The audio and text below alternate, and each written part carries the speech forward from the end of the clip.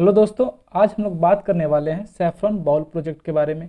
ये recently news में क्यों था और ये सैफरन बाउल प्रोजेक्ट है क्या, इन सब के बारे में हम लोग आज डिस्कशन करेंगे। चलिए शुरू करते हैं। अब न्यूज़ में क्यों था, सबसे पहले ये देख लेते हैं।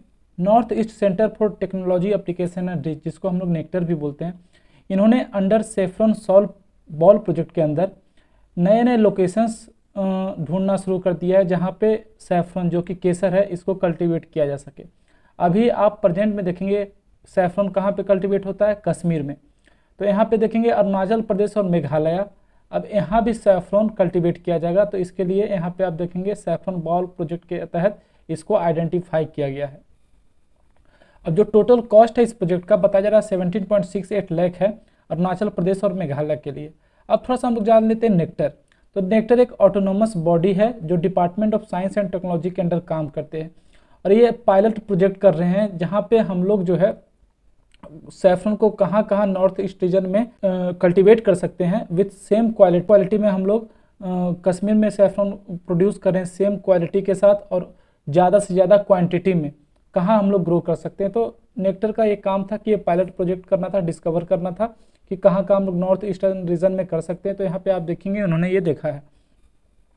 अब रीजन हम लोग क्यों, रीजन जो है अगर आप पूछेंगे कि सर अगर हम लोग सैफरन जो कि केसर है अगर हम लोग कश्मीर में प्रोड्यूस कर रहे थे तो अब अलग से फिर प्रोड्यूस करने का क्या ज़रूरत पड़ गया। देखिए सबसे पहले तो जो केसर है आपको एक लिमिटेड एरिया में ही कल्टीवेट होता है जो कि सिर्फ जम्मू कश्मीर है। उसके बाद धीरे धीरे क्या हो रहा है कि कश्मीर में या फिर पूरे इंडिया में देखेंगे या वर्ल्ड में केसर का डिमांड बहुत ज़्यादा बढ़ रहा है। ज़्यादा बढ़ने के कारण लेकिन लिमिटेड सोर्स हम लोग के पास है, हम लोग कल्टीवेट लिमिटेड एरिया में कर रहे हैं। तो इस सब को देखते हुए हम देखेंगे इसका एरिया बढ़ाया जा रहा है। बताया जाता है इंडिया जो है आपका 6 to 7 ton of saffron cultivate करता है, जबकि डिमांड 100 टन का है। उसका जम्मू कश्मीर में आप देखेंगे इनफ बोरवेल्स भी आपको नहीं मिलेगा, जो सैफरन ग्रोइंग रीजन है। ये सब रीजन भी है मायने रखता है। अब आगे देखेंगे कि धीरे धीरे डिमांड सैफरन का बहुत ज़्यादा बढ़ रहा है, जिसके चलते यहाँ पे हम लोग नॉर्थ ईस्टर्न रीजन जैसे सिक्किम हो गया, मेघालय, अरुणाचल प्रदेश, ये सब में ऑप्शन ढूंढ रहे हैं कि हम लोग सैफरन को कल्टीवेट कर सकें। और हम लोग, आप पूछेंगे कि सर अगर कश्मीर में हो रहा है तो हम लोग कहीं और इंडिया का पार्ट में भी तो कल्टीवेट कर सकते थे, नॉर्थ ईस्टर्न रीजन में क्यों।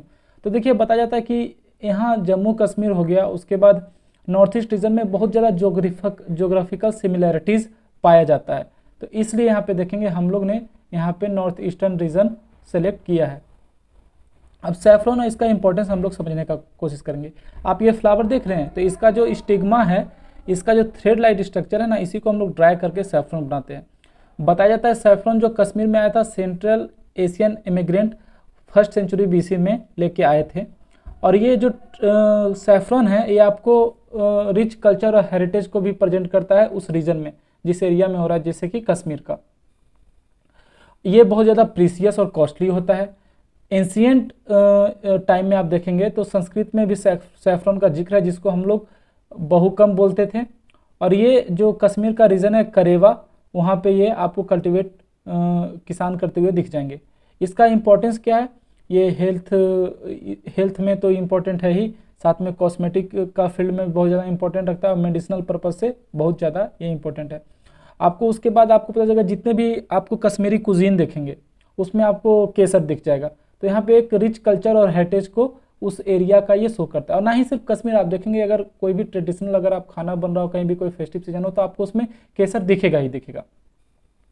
अब मेजर सैफरन प्रोड्यूसिंग रीजन क्या कौन कौन सा है, तो देखिए मेनली तो ये सीमित है अभी तक जम्मू कश्मीर के रीजन में, लेकिन जो जम्मू कश्मीर में पंपोर रीजन है वहाँ पे देखिए ये ग्रो किया जाता है और बोला जाता है saffron ball of Kashmir Pampore को बोला जाता है। अब पंपोर सैफरन हेरिटेज साइट को देखेंगे global important agriculture heritage system के रिकॉग्नाइज किया गया है इंडिया का।